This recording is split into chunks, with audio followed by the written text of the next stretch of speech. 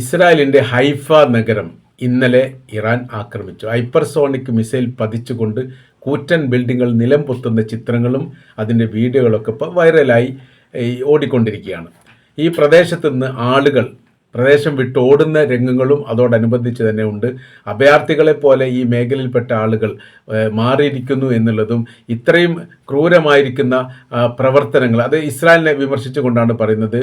പരിസരവാസികൾ Israel സർക്കാരിനെതിരെ പ്രക്ഷോഭ സമരം നടത്താൻ വേണ്ടിയിട്ട് വലിയ രീതിയിലുള്ള ശ്രമങ്ങൾ നടത്തുന്നുണ്ട്. കാര്യമെന്ന് പറയുന്നത് ഇനിയൊരു നിലനിൽപ്പിന് വേണ്ടിയിട്ടുള്ള, അതായത് സ്വന്തം ദേശത്ത് സ്വന്തം ആളുകൾ ജീവിക്കാനുള്ള അവകാശത്തിന് വേണ്ടി സ്വന്തം രാജ്യത്തെ സർക്കാരിനെതിരെ യുദ്ധം ചെയ്യേണ്ട ഒരു പ്രത്യേക സാഹചര്യത്തിൽ തങ്ങൾ മാറിയിരിക്കുന്നു. നിലനിൽപ്പുമായിട്ട് ബന്ധപ്പെട്ടുള്ള ഒരു വിഷയമാണിത്. തങ്ങൾക്കും തങ്ങളുടെ തലമുറയും ജീവിക്കണമെങ്കിൽ ഇസ്രായേലിൻ്റെ ഇപ്പോഴത്തെ നിലവിലെ ഗവൺമെൻറ് മാറണം എന്നുള്ളിടത്തേക്കാണ് കാര്യങ്ങൾ പോകുന്നത്. രാജ്യത്ത് ഇതുവരെ കാണാത്ത തരത്തിലാണ് ഇസ്രായേൽ സർക്കാരിനെതിരെ ഗവൺമെൻറ് അനുകൂലികളും പ്രതികൂലിക്കുന്നവരും ഭരണപക്ഷം പ്രതിപക്ഷം എന്ന് പറയുന്ന തരത്തിൽ പ്രക്ഷോഭം നടത്തുന്നത്. ഇത്തരം ഒരു സംഭവങ്ങൾ സാധാരണഗതിയിൽ ഇസ്രായേൽ ഉണ്ടാകാത്ത കാര്യമെന്ന് പറയുന്നത്, ഇസ്രായേൽ എന്ന് പറയുന്നത് ജൂതരാഷ്ട്രമാണ്. ലോകാടിസ്ഥാനത്തിൽ ഏക ജൂതരാഷ്ട്രമാണുള്ളത്. അവർ രാഷ്ട്രീയമായ രീതിയിൽ ജനാധിപത്യ സംവിധാനമാണെങ്കിലും അത് സ്വതന്ത്രമായ രീതിയിൽ വലിയ രീതിയിലുള്ള ആക്ഷേപ പര്യാസ്യങ്ങളില്ലാത്ത രീതിയിലാണ് തെരഞ്ഞെടുപ്പ് നടത്താറുള്ളത്. ഗവൺമെൻറ്റിന് തെറ്റായിരിക്കുന്ന നയങ്ങളൊക്കെ ജനാധിപത്യ രീതിയിലൊക്കെ എതിർക്കുക എന്നുള്ളത് സ്വാഭാവികമായിട്ടുണ്ടാകുന്നതാണ്. പക്ഷെ അതൊരിക്കലും പ്രക്ഷോഭങ്ങൾക്കും രാജ്യവിരുദ്ധ സമീപനത്തിലേക്ക് എത്തുന്ന രീതിയിലും ഉണ്ടാവാറില്ല. ഇപ്പോഴത്തെ നിലവിലെ സ്ഥിതി എന്ന് പറഞ്ഞാൽ ഇപ്പോൾ യുദ്ധമല്ല, ഒരു വംശീയ ഉന്മൂലനത്തിൻ്റെ പ്രതീതിയാണ് ഇസ്രായേൽ സർക്കാർ ഗസയിലും അതേപോലെ തന്നെ ഇറാനിൽ തീർക്കുന്നത്. പ്രത്യേകിച്ച് ഗസയെക്കുറിച്ചുള്ള പരാമർശകാരിൽ പറയുന്നുണ്ട്, ഗസയിലെ ജനങ്ങൾക്ക് അവരുടെ ദേശത്ത് ജീവിക്കാനുള്ള അനുവാദം എന്തിനാണ് ഇസ്രായേൽ നൽകുന്നത്? അത് അവരുടെ അവകാശത്തിൻ്റെ ഭാഗമാണ്.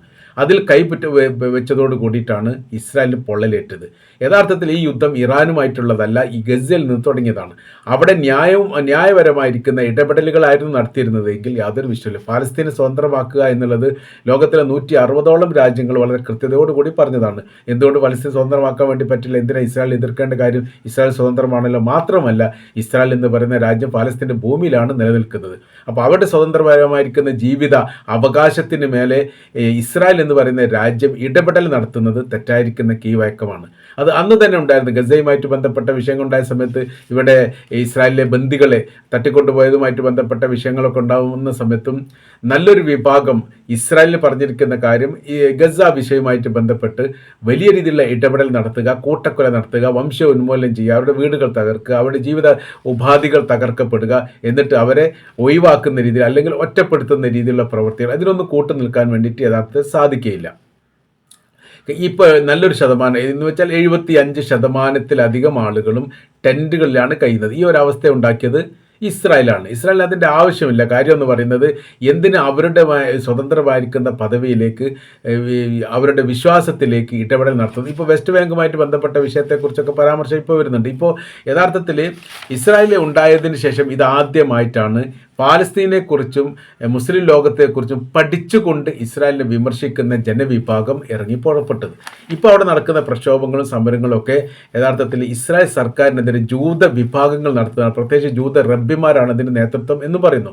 അവിടുത്തെ മതപരമായിരിക്കുന്ന കാര്യങ്ങൾ ഇടപെടുകയും ആ കാര്യത്തിനനുസരിച്ചിട്ട് പ്രവർത്തിക്കുകയും മതപ്രബോധനം ചെയ്യുന്ന വിഭാഗമാണ് ജൂത റബ്ബിമാർ. അതിപ്പോൾ സൗദി അറേബ്യയിലൊക്കെ മുത്തവന്മാരെ പോലെയുള്ള ഒരു വിഭാഗമായിട്ടാണ് അവരെ പരിണമിക്കുന്നത്. അവരൊരിക്കലും സൈന്യത്തിൽ പ്രവേശിക്കില്ല, വെടിവെക്കില്ല, അത്തരം കാര്യങ്ങളൊന്നും ചെയ്യില്ല. ആളുകളെ കൊലപ്പെടുത്തുക എന്നുള്ളത് അവരുടെ ഈ ആശയപരമായി തെറ്റായതുകൊണ്ട് ആ പ്രവൃത്തി ചെയ്യില്ല. എന്നാൽ ഇസ്രായേൽ ഗവൺമെൻറ് റബ്ബിമാർക്കെതിരെ നടപടിയെടുത്തിട്ടുണ്ട്. അവർ പറയുന്ന കാര്യം, സൈന്യത്തിൽ ഇപ്പോൾ ഒരുപാട് കുറവുകളുണ്ട്, അത് നികത്തണമെങ്കിൽ യുദ്ധഭൂമിയായിട്ട് ബന്ധപ്പെട്ട വിഷയമായതിനാൽ തീർച്ചയായിട്ടും റബ്ബിമാർ എന്ത് ചെയ്യണം? യൂണിഫോം അണിയണം, സൈനികരാവണം.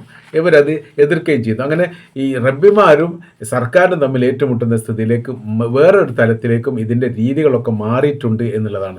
അപ്പോൾ ലെബനാൻ അതിർത്തി കേന്ദ്രീകരിച്ചുകൊണ്ടാണ് ഇപ്പോൾ രൂക്ഷമായിരിക്കുന്ന ഏറ്റുമുട്ടൽ മുഖാമുഖം നടക്കുന്നത്.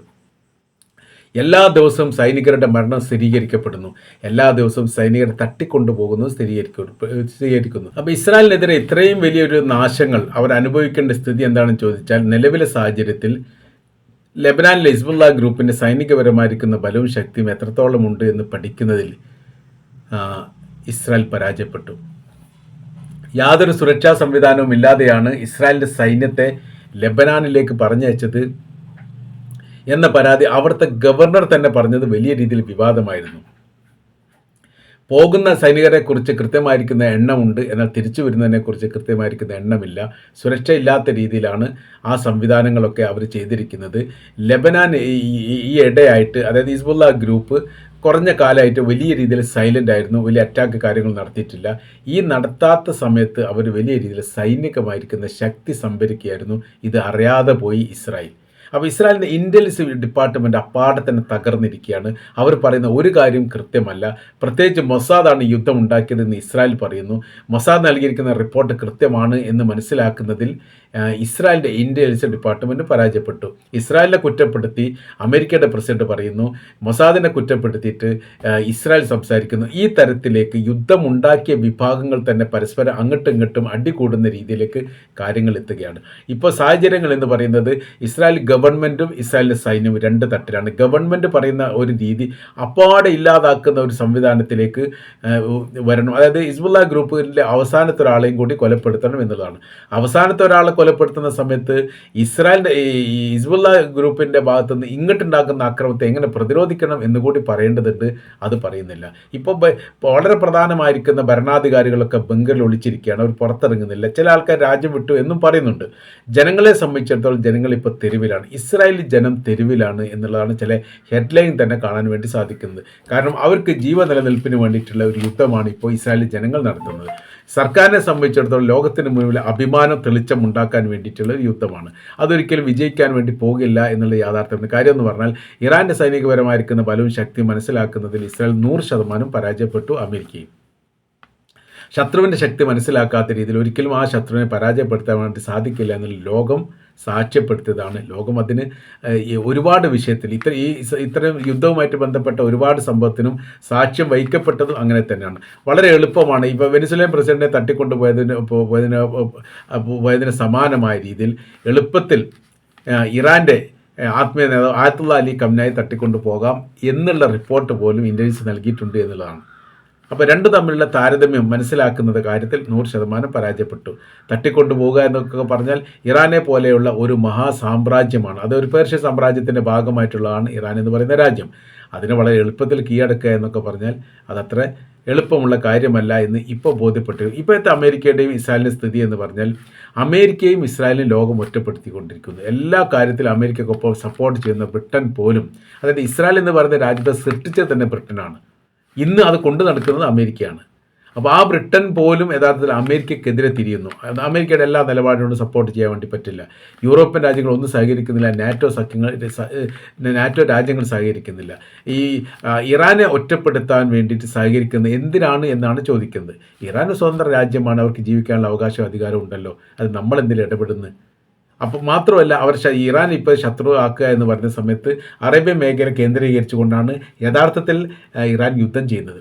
അപ്പോൾ ഏതെങ്കിലും യൂറോപ്യൻ രാജ്യങ്ങൾ അമേരിക്കയെ സപ്പോർട്ട് ചെയ്യുന്ന സമയത്ത് അതേ യൂറോപ്യൻ രാജ്യങ്ങളുടെ സാമ്പത്തിക സ്രോതസ്സിനെ കേന്ദ്രീകരിച്ചുകൊണ്ട് ഇറാൻ ആക്രമണം നടത്തും. എംബസി കോൺസുലേറ്റ് പ്രവർത്തിക്കാതാവും. അവിടുത്തെ രാജ്യത്തെ പൗരന്മാർക്ക് അറേബ്യൻ രാജ്യങ്ങളുടെ ഇറങ്ങി നടക്കാൻ പറ്റാത്ത സ്ഥിതി വരും. അങ്ങനെ ഒരു സമാന്തരമായിരിക്കുന്ന ഒരു യുദ്ധമായിട്ടാണ് ഇറാൻ ഇതിനെ മാറ്റിയിരിക്കുന്നത്. അതൊരിക്കലും പ്രതീക്ഷയല്ല. മാത്രമല്ല രണ്ടാം ഘട്ടത്തിൽ പറയുന്നത് എല്ലാവിധ കൂട്ടക്കൊലകളും, അതായത് നേതാക്കന്മാരെ, രാഷ്ട്ര ഭരണാധികാരികളെ, സൈനിക മേധാവികളെ, ശാസ്ത്രജ്ഞരെ കൊലപ്പെടുത്തുക എന്നുള്ളത് മണ്ടത്തരമായിരിക്കുന്ന കാര്യമാണ്. ഏറ്റവും മുതിർന്ന ആളുകൾ കുറച്ചുകൂടി പക്വതയോട് കൂടിയിട്ടും സമാധാന കാംക്ഷികളായ രീതിയിലും ജീവിക്കുകയും അങ്ങനെ ജീവിക്കണമെന്ന് മറ്റുള്ളവർക്ക് പറഞ്ഞു കൊടുക്കുകയും ചെയ്തവരാണ്. സമാധാന ശാന്തതയാണ് ഏറ്റവും നല്ലത് എന്നുള്ള നിലപാടാണ്. അത്തരം നിലപാടുള്ള എല്ലാവരും കൊലപ്പെടുത്തുന്ന സമയത്തുള്ള വിഷയം എന്ന് പറഞ്ഞാൽ രണ്ടാം തലമുറ കയറി വരുന്ന തീവ്ര ചിന്താഗതിക്കാരാണ്. ആ തീവ്ര ചിന്താഗതിക്കാരുടെ കൈവശത്തിലാണ് ഇപ്പോൾ നിലവിൽ ഇറാനുള്ളത്. ആയത്തുള്ള അലി ഖംനായിയെ സംബന്ധിച്ചിടത്തോളം അദ്ദേഹം സുപ്രീം ലീഡറാണ്. ഇറാനെ സംബന്ധിച്ചിടത്തോളം അവസാനത്തെ വാക്കാണ്. പക്ഷേ അയാൾ മിതത്വത്തോടു കൂടി പക്വതയോടു കൂടിയാണ് സംസാരിക്കുക.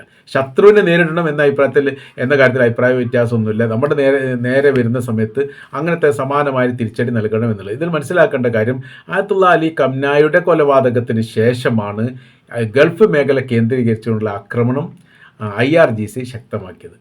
അതുവരെ ആ വിഷയത്തിലൊന്നും ഇടപെട്ടില്ല. ഇപ്പോൾ ഖാസിം സുലൈമാനിയെ ബാഗ്ദാദിൽ വെച്ച് കൊലപ്പെടുത്തി 2016-2020 കാലഘട്ടത്തിൽ. ആ സമയത്ത് ഇയാളാണ് ഭരിക്കുന്നത്.